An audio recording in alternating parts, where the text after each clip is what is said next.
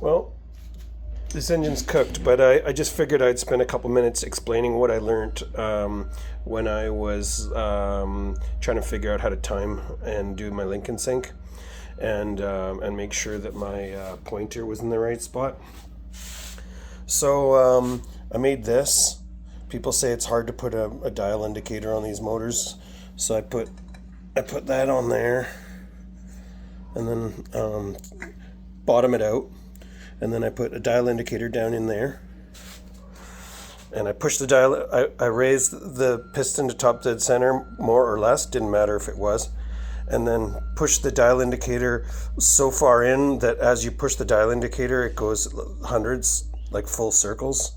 You need about 5 turns of the dial indicator on the way in. Okay, so then my dial indicator is right on the tip of the piston.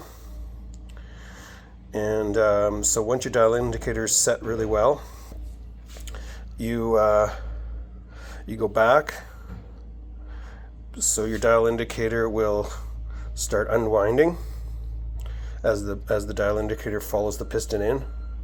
Go back, and then you go forward all the way, and the dial indicator is now winding back up until you hit top dead center.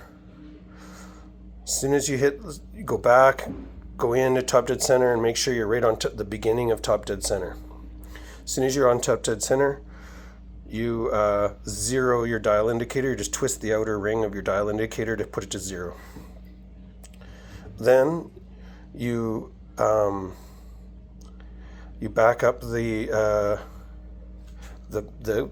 crank. You back out, and your dial indicator was at 0. And you keep going back, and your dial indicator will go 1, 2, 3, 4, 6, 4. So 4, 6, 4. It'll go back. You want it to go back 464 thousandths. So you keep going, and your dial indicator will go past 464. It'll go to 5 or whatever. And then when you go this way back towards the top dead center, you'll feel the rod bearings, the wrist pin, the crank bearings, all the slop that's in your engine.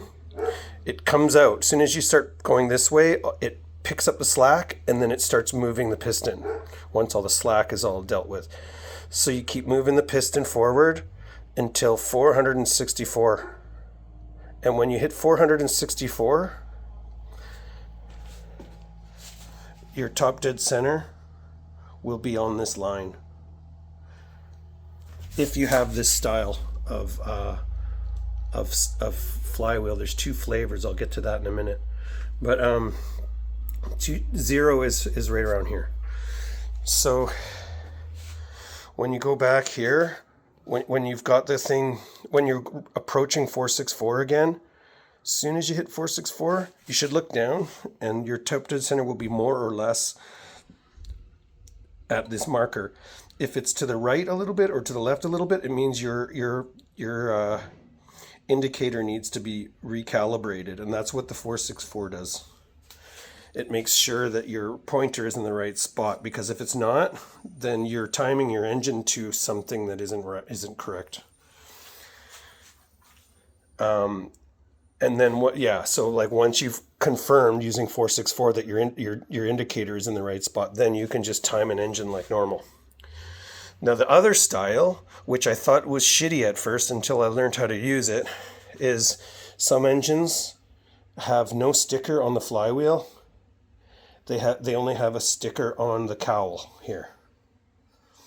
And to time those engines, you use the 3 dots. Underneath this 464 marker, there's actually 3 dots covered by the sticker, I would imagine. And those 3 dots are what you use to line up on the cowl. So you don't look for a top dead center. You don't need to mark your flywheel. The flywheel's marked. It's got 3 dots on it. And you just move the 3 dots to the sticker on the cowl to measure your static timing. Man, I started trying to do the 464 method on the other style with the sticker on here and no sticker on the flywheel. I was like, oh, I need a top dead center on my flywheel. How am I supposed to time the engine without a top dead center? The 3 dots, they're not top dead center, but they are used to the same way you would use top dead center. You would use the 3 dots, which isn't top dead center. It's 0.464 before top dead center, which is a certain amount of rotation of a flywheel. Anyways, so yeah, if you have a Tower of Power with no flywheel sticker, and there's a sticker on here, then just look for the 3 dots on your flywheel and use those 3 dots to measure your timing or to adjust your timing using just that. If you have no sticker anywhere, one thing's for certain, you can do the dot 464 method to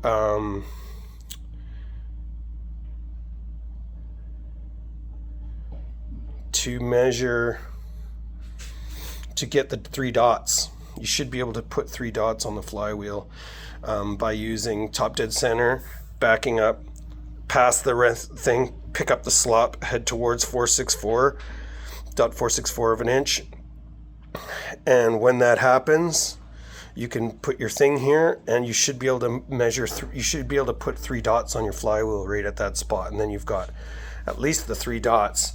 And then when it comes to actually adding timing marks, good fucking luck.